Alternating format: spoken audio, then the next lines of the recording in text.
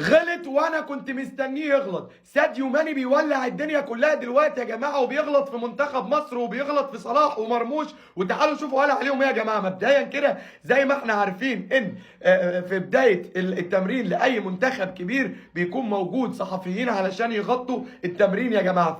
فصحفي يعني جاب ساديو ماني وعمل معاه لقاء وهو داخل التمرين وقال له كده بالحرف: يا جماعه يا ساديو مش خايفين من مواجهه منتخب مصر؟ فرد عليه ساديو ماني باستفزاز وقال له كده: يا جماعه لا، المنتخب البطل ما بيبصش على المنافس بتاعه، واحنا جاهزين نلاعب اي حد مهما كان اسمه. راح ردد عليه الصحفي وقال له: طب بص يا ساديو، يعني في ظل الاحداث الاخيره ان انتوا خدتوا بطوله افريقيا على منتخب مصر وصعدتوا عليهم لكاس العالم، وحصلت يعني لغط كبير جدا اعاده المباراه ومش اعاده المباراه، هل يعني الكلام ده كله يعني مدي دافع لمنتخب مصر ومش قلقانين شويه ان منتخب مصر يكون جاي عليكم يعني بطريقه قويه جدا وعايز ياخد طاره؟ فرد عليه ساديو ماني بضحك وباستهزاء وقال له: لا، يعني اي حاجه حصلت في السابق احنا كنا جاهزين ليها، واي حاجه هتحصل في الحاضر احنا جاهزين ليها، واي حاجه هتحصل في المستقبل احنا مخططين ليها.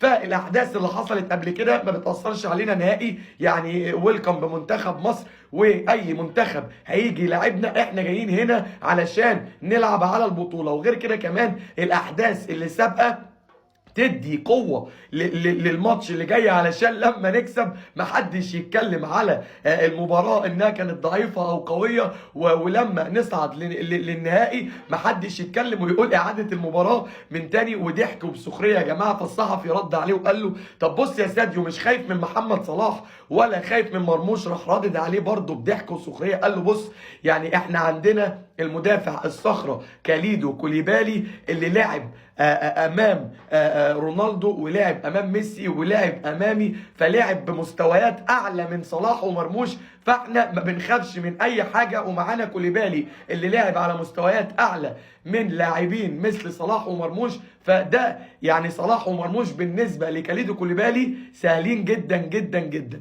كل الناس يقولوا في الكومنتات: يا جماعه تصريحات ساديو ماني عنده حق ان هم يقدروا يكسبوا منتخب مصر وبيولع الدنيا، ولا منتخب مصر هيحط عليه ويجيبه في شوال؟ كل الناس يقولوا في الكومنتات: يا جماعه ساديو ماني عنده حق ولا منتخب مصر هيحط عليه باذن الله؟